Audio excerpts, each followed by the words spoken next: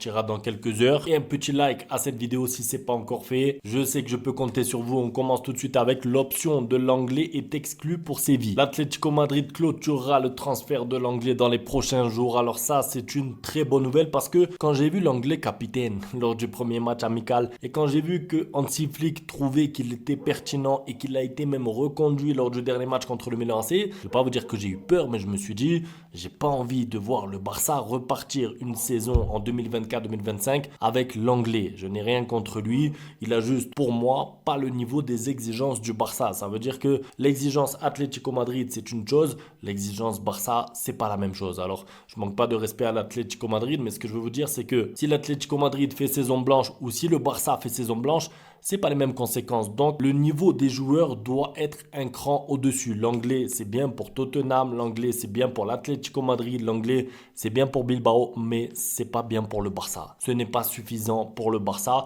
et en fait on l'a vu déjà. Ça veut dire que je vois pas l'anglais avoir un meilleur niveau en 2024 qu'il y a 2-3 ans. Vous voyez ce que je veux dire? Pour moi le meilleur niveau de l'anglais il est déjà derrière lui et c'était déjà pas suffisant. Donc c'est pas un défenseur qui pour moi en tout cas correspond à ce qu'a besoin le Barça, vous le savez, avec un pressing super haut, beaucoup d'espace dans le dos. C'est un joueur trop moyen qui fait des fautes quand il faut pas, qui commet des pénaltys et tout.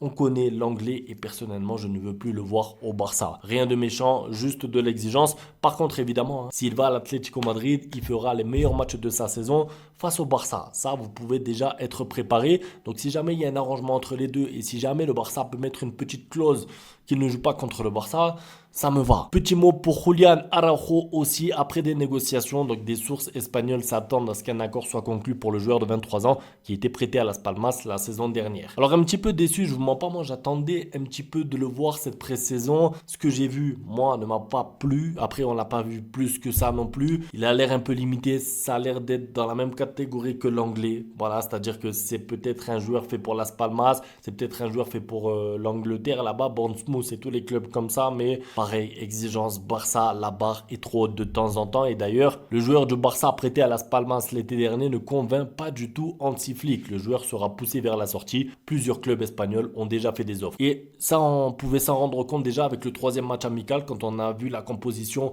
pour défendre sur Leao. C'était Vadje, le jeune de la Masia. C'était même pas Araujo. Donc à partir de là, on commençait à comprendre que le Barça et surtout Hansi Flick ne compterait pas sur lui. Donc joueur peut-être un petit peu limité. Hansi Flick ne compte pas sur lui, il faut qu'il parte. S'il peut faire rentrer un petit peu d'argent dans les caisses, on prend. C'est quand même dommage parce que ce que je voyais de lui à Las Palmas, ça me donnait envie de le voir avec le Barça, mais il y a des joueurs comme ça. Gundogan, donc l'agent de Gundogan confirme que son joueur est à Istanbul pour des raisons personnelles. Aucun rendez-vous avec un club, il veut rester à Barcelone. D'ailleurs, Gundogan a dit mon transfert en Super League turque n'aura pas lieu cet été, donc je suis content que Gundogan lui-même mette fin au débat parce que il a pris un avion en direction de la Turquie, ça s'est enflammé. Gundogan qui s'en va, il va partir, il y a beaucoup de milieux de terrain. Non, Gundogan, ça y est, il va rester à Barcelone, il va faire cette saison. Par contre, ce que je pense, oui, et c'est mon avis, c'est que c'est sa dernière saison au Barça. Je pense qu'il va tout donner sur cette saison. Tout ce qui lui reste à donner, il a beaucoup à donner encore, mais je pense que la saison prochaine, il s'en ira parce qu'il y a de plus en plus de rumeurs qu'il envoie dans des championnats un petit peu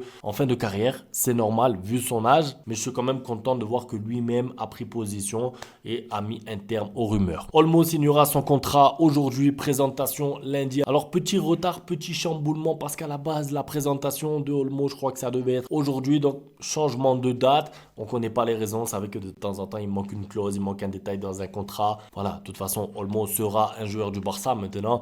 On n'est pas là à attendre est-ce qu'il sera présenté le jeudi ou le vendredi ou le dimanche. Ça c'est des détails. Le plus important c'est qu'il rejoigne le Barça de manière officielle. C'est le premier renfort. Concernant Dani Olmo, personnellement j'ai quand même hâte de le voir. Alors je ne sais pas si on pourra le voir là pour le trophée Gamper contre Monaco parce que c'est dans pas longtemps. Peut-être qu'il fera une rentrée 5, 10, 8 minutes symbolique. Maintenant l'objectif il est clair, c'est d'être prêt pour la première journée de Liga qui a lieu dans 8 jours. Ça va arriver très vite et en tout cas, Dani Olmo peut aider ce Barça. Dani Olmo, moi, j'essaye de faire confiance en ce joueur. Je me dis qu'il va être titulaire, qu'il va être mis dans de bonnes conditions. D'ailleurs, il y avait des petits doutes parce que comme on attendait tous l'officialisation déjà hier et que ça n'arrivait pas, il y a eu des doutes avec des histoires de visite médicale, comme quoi peut-être qu'il allait avoir un problème physique, etc. et qu'il n'allait pas pouvoir passer la visite médicale. C'est faux. Tout s'est bien passé, il a reçu des tests et il n'y aura aucun problème. Concernant Dani Olmo, c'est vrai qu'il a eu beaucoup de blessures les dernières saisons. Moi, ce que j'espère, c'est qu'il soit épargné parce que la pression du Barça accentue les probabilités de blessure. Ça veut dire que si tu te blesses beaucoup dans un club avec moins de pression, imagine quand tu arrives au Barça, quand tu es acheté à 50 ou 60 millions. Dès que tu as une blessure, ça y est, après on s'arrête plus. Ah, Olmo, on l'a acheté pourquoi? Il s'est blessé, les critiques, il va rater 3 matchs, 5 matchs.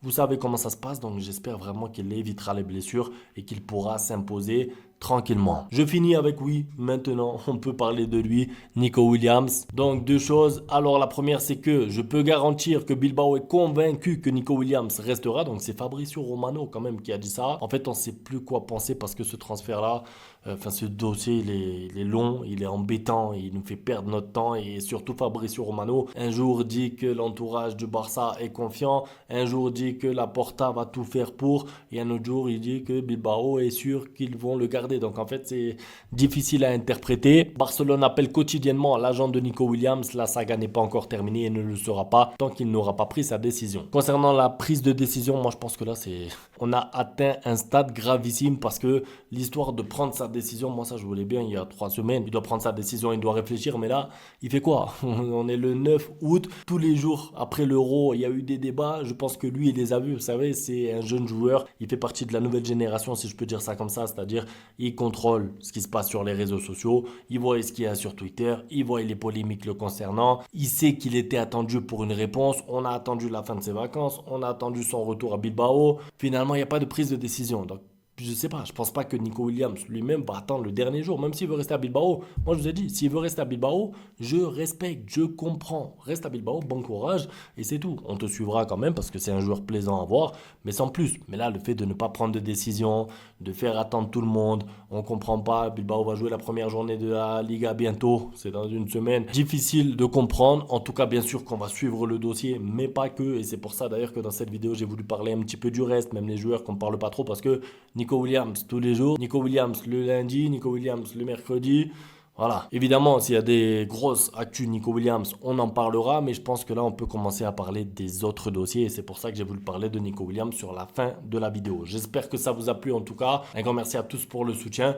N'hésitez pas dans les commentaires. Je vous pose une question. Est-ce que vous pensez que Nico Williams va finir par arriver sur la fin du mercato ? Ou est-ce que pas du tout? Parce que je sais qu'il y en a qui y croient jusqu'à la fin, jusqu'au dernier moment du mercato, une offre du Barça à Nico Williams, il paye la clause et il vient.